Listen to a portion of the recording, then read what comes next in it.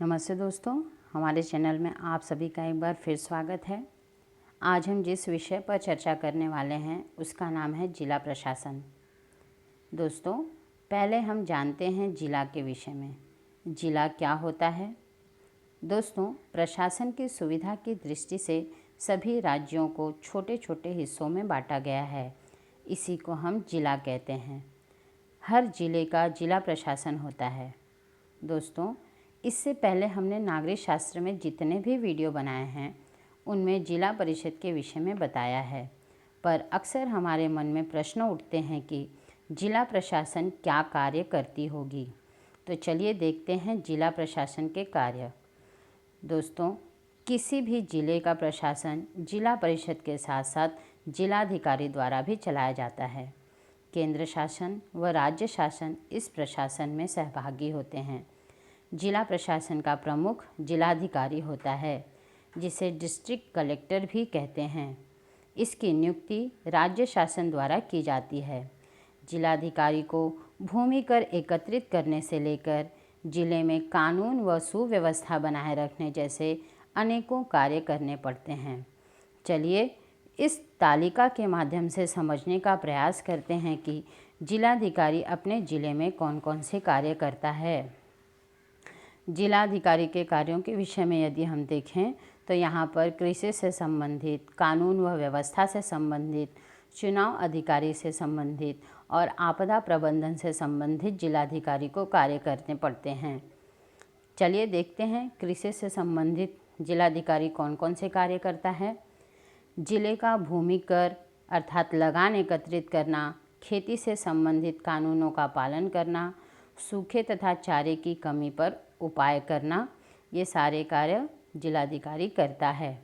कानून व व्यवस्था के अंतर्गत जिले में शांति व सुव्यवस्था स्थापित करना, सामाजिक स्वास्थ्य अबाधित रखना, सभाबंदी, कर्फ्यू लागू करना जैसे कार्य जिलाधिकारी करता है।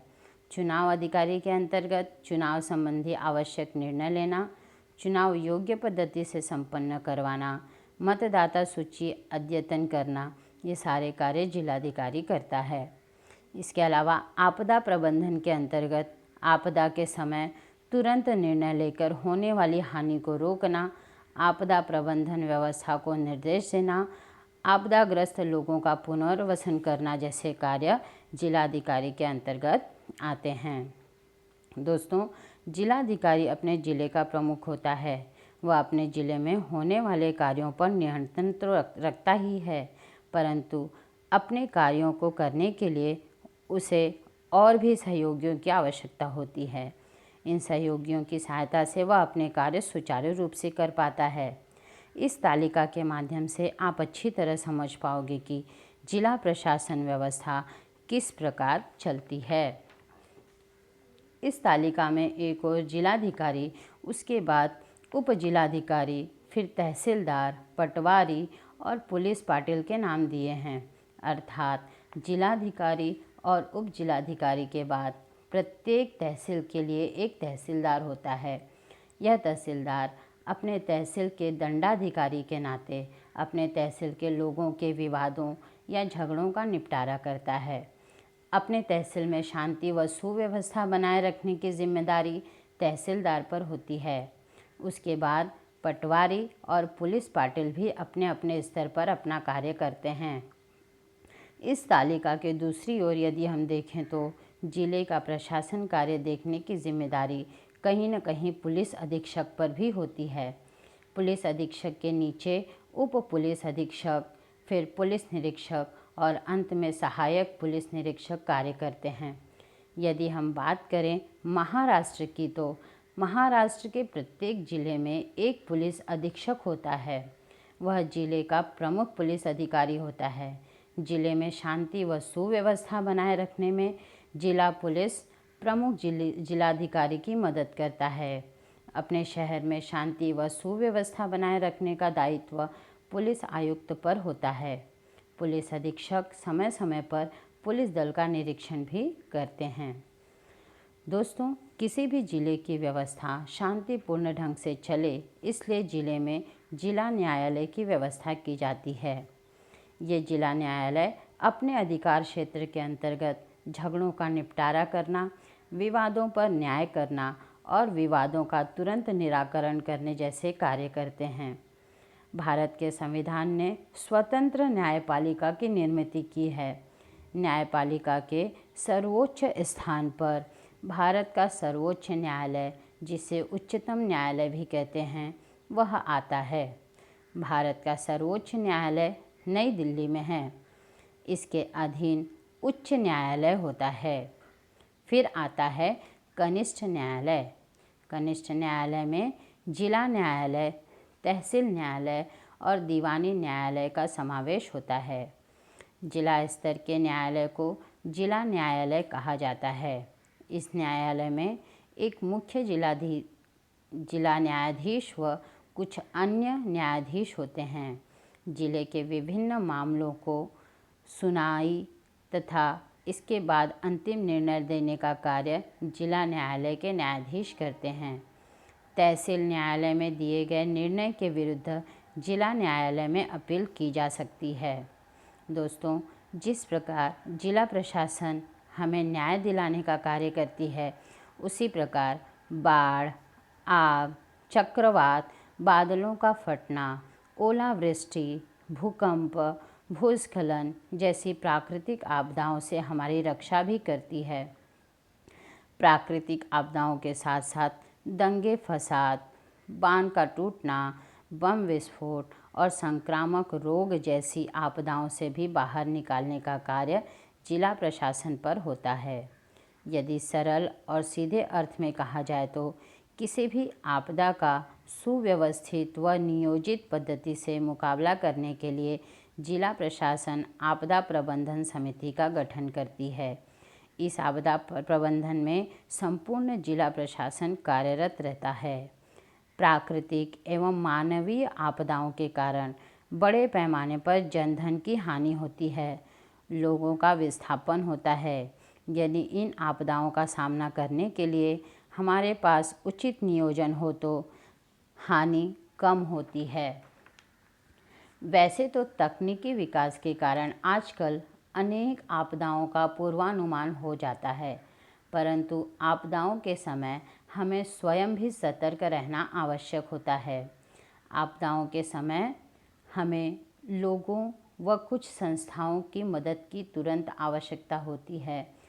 उन संस्थाओं से तुरंत संपर्क किया जा सके, इसलिए हमें अपने घर में किसी दर्शनीय हिस्से पर अस्पताल, पुलिस, दमकल विभाग, ब्लड बैंक आदि के फ़ोन नंबर लिखकर रखने चाहिए और अपने मित्रों और रिश्तेदारों को भी इसकी जानकारी देनी चाहिए। दोस्तों, क्या आप जानते हैं, महाराष्ट्र में अनेक अधिकारियों ने प्रशासन में सुधार लाने के लिए प्रयोग किए। उनके द्वारा किए गए इन प्रयोगों के कारण लोगों को मिलने वाले सुविधाओं में सुधार हुआ। परिणामतः प्रशासन के प्रति लोगों की धारणा अच्छी और सकारात्मक बनने लगी है और नागरिकों की प्रतिक्रिया व प्रशासन को मिलने वाले सहयोग में वृद्धि हुई है। सबसे पहले हम देखेंगे लखीना पैटर्न को।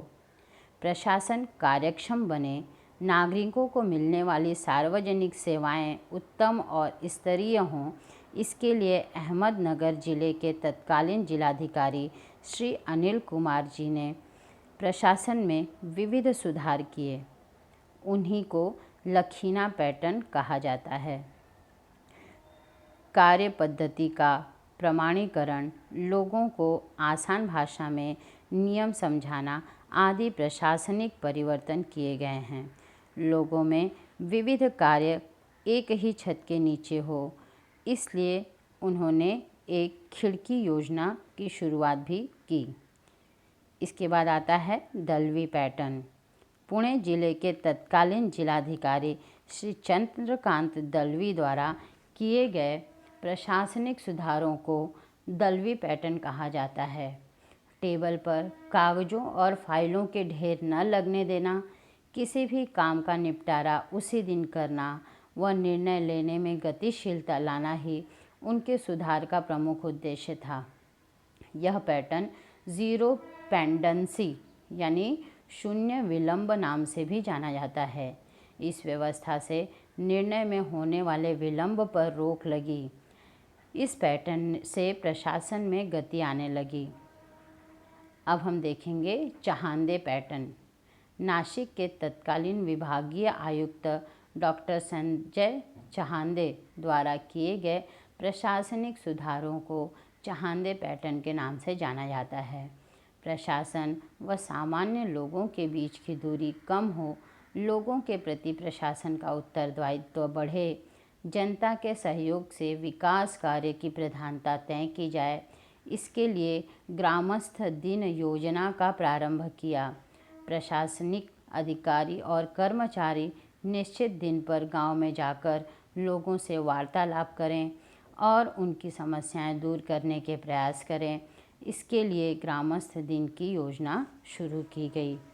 इस प्रकार से बच्चों, बहुत से लोगों ने सरकार के साथ जनता का सीधे संपर्क करवाने के लिए सरकार द्वारा लागू किए गए नए नियम और नई योजनाओं से लोगों को परिचित कराने के लिए बहुत से कार्य किए।